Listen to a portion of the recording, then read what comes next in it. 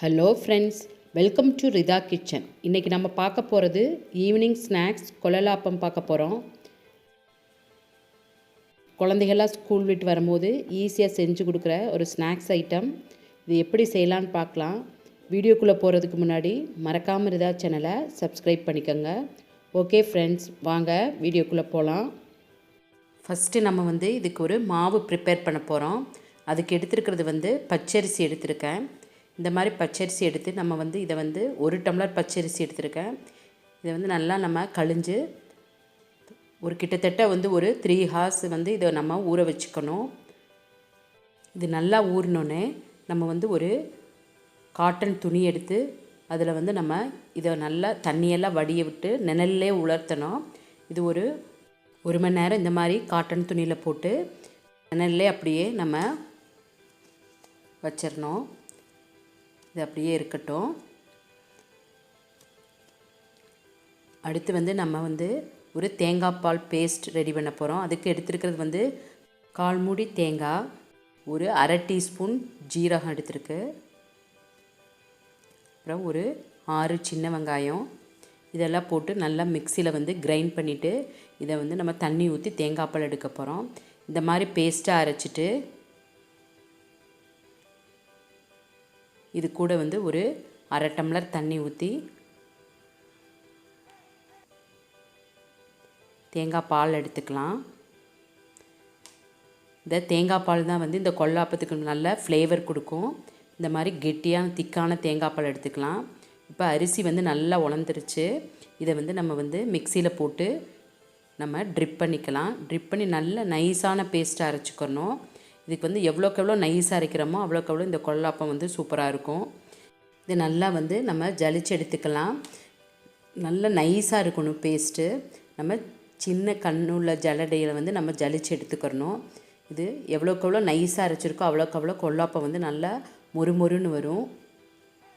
இப்போ இந்த மாதிரி இருக்கிறத மறுபடியும் போட்டு நம்ம மிக்சியில் அடித்து மறுபடியும் ஜலிச்சுக்கலாம்.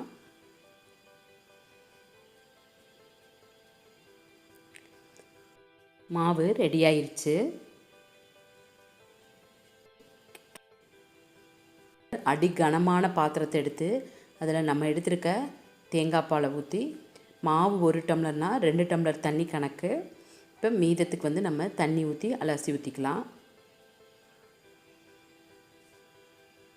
இப்போ 1.5 கப் மாவு இருந்துச்சு. நம்ம 3 கப் தண்ணி விட்டு இது நல்லா உப்பு சேர்த்து இது நல்லா கொதித்த பிறகு நம்ம மாவு போட்டு கிளறணும். இப்போ இது கூட தேவையான அளவு உப்பு சேர்த்துக்கலாம். உப்பு சேர்த்து இது நல்லா கொதிக்கட்டும். இப்போ இந்த மாதிரி நல்லா கொதிச்சோன்னே நம்ம அந்த மாவு எடுத்து இதில் சேர்த்துக்கலாம். மாவு சேர்த்துட்டு நல்லா மிக்ஸ் பண்ணணும். இந்த மாவு நல்லா சுருள கிண்டணும். இந்த மாவு வேகிறதுல தான் இந்த கொழாப்ப பக்குவமே இருக்குது. இது நல்லா இந்த பாத்திரத்தில் இந்த மாவு ஒட்டாமல் நல்லா சுருண்டு வரும். அந்த பக்குவத்து வரை நம்ம நல்லா கிளறிக்கிட்டே இருக்கணும்.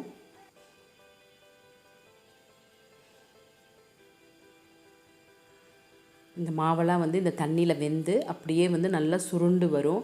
இது சுருண்டு வர்றதுக்கு கிட்டத்தட்ட ஒரு 7 to 10 minutes ஆகும். இது நல்லா சுருள நல்லா கிளறணும். நல்லா கிளறி இந்த பாத்திரத்தில் ஒட்டாமல் நல்லா கையிலையும் ஒட்டாமல் நல்லா சுருண்டு வரும். அந்த ஸ்டேஜில் தான் நம்ம அடுப்பை ஆஃப் பண்ணிக்கலாம்.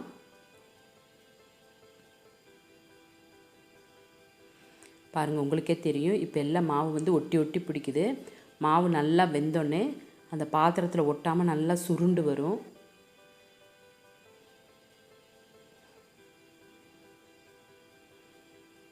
இந்த மாதிரி நல்லா மாவை பிசைச்சு விட்டு கிளறணும். இந்த மாதிரி சுருண்டு வர்றதுக்கு ஒரு 7 to 10 minutes ஆகும்.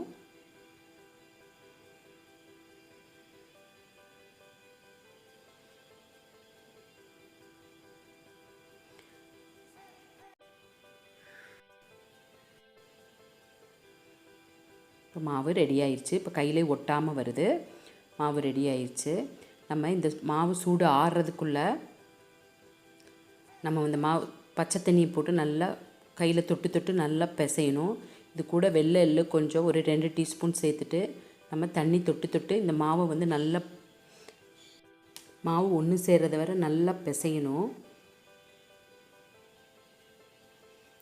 நம்ம பிசையும் போது கையில் பச்சை தண்ணி தொட்டுக்கலாம். தொட்டு தொட்டு நல்லா இந்த எள்ளெல்லாம் வந்து நல்லா மிக்ஸ் ஆகணும். மிக்ஸ் ஆகி இது நல்லா வந்து பால் மாதிரி நல்லா உருண்டு வரும். அந்த ஸ்டேஜ் வரை வந்து நம்ம வந்து நல்லா பிசைஞ்சுக்கணும்.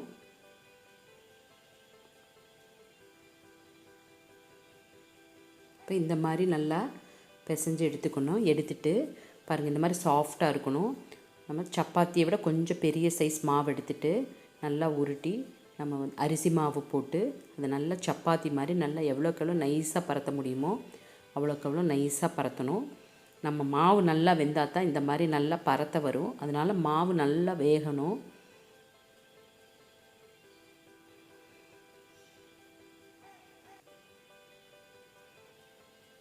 பாருங்கள், திருப்பி போட்டு இந்த மாதிரி இன்னும் கொஞ்சம் நைஸாக பரத்திக்கலாம். நைஸாக பரத்திட்டு நம்ம ஒரே மாதிரி கட் பண்ணுறதுக்கு ஒரு மூடி எடுத்து கட் பண்ணிக்கணும். பாருங்கள், இந்த மாதிரி வச்சு கட் பண்ணிக்கணும். நம்ம இந்த மாதிரி கட் பண்ணும் போது கொல்லாப்பம் வந்து ஒரே மாதிரி இருக்கும். மாதிரி கட் பண்ணி ஒரு பீஸ் எடுத்து பாருங்கள் எப்படி சுருட்டுறதுன்னு காமிக்கிறோம். இந்த மாதிரி எடுத்துகிட்டு நடுவில் விரல் வச்சு இந்த மாதிரி இப்படி ஒரு மடக்கு மடக்கி இதை நல்லா ப்ரெஸ் பண்ணி விட்டுட்டோம்னா பாருங்கள் கொடலாப்பம் ரெடி ஆயிடுச்சு. இப்போ இந்த மாதிரியே நம்ம சுருட்டி எடுத்துக்கலாம்.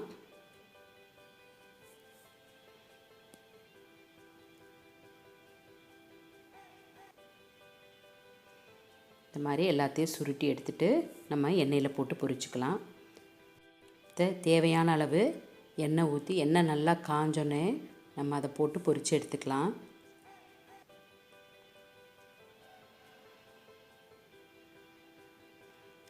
எண்ணெய் நல்லா காஞ்சிருச்சு.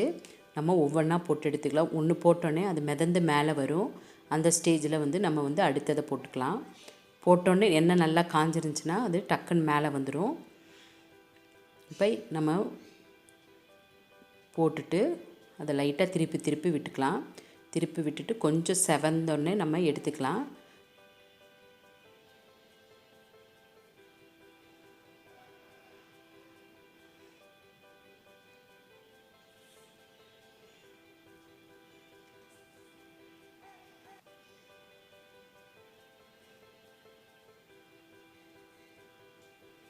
இப்போ இதை நல்லா திருப்பி திருப்பி விட்டுக்கலாம். திருப்பிட்டு இது கொஞ்சம் நல்லா செவக்கட்டும். இந்த மாதிரி செவந்தோடனே எண்ணெயோட இதெல்லாம் வந்து அப்படியே அடங்கும். அந்த ஸ்டேஜில் வந்து நம்ம எடுத்துக்கலாம். இப்போ பாருங்கள், சூப்பரான கொல்லாப்பம் ரெடி ஆயிடுச்சு. இது குழந்தைகளுக்கெல்லாம் ஈவினிங் ஸ்நாக்ஸாக கொடுக்கும் போது சூப்பராக இருக்கும்.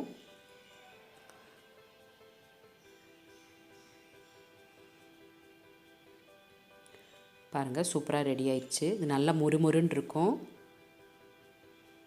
சூப்பரான கொல்லாப்பம் ரெடி ஆயிடுச்சு. உங்களுக்கு பிடிச்சிருக்குன்னு நினைக்கிறேன். பிடிச்சிருந்துச்சுன்னா மறக்காமல் ரிதா சேனலை சப்ஸ்கிரைப் பண்ணிக்கங்க. ஓகே ஃப்ரெண்ட்ஸ், அடுத்த வீடியோவில் சந்திக்கலாம். பாய்.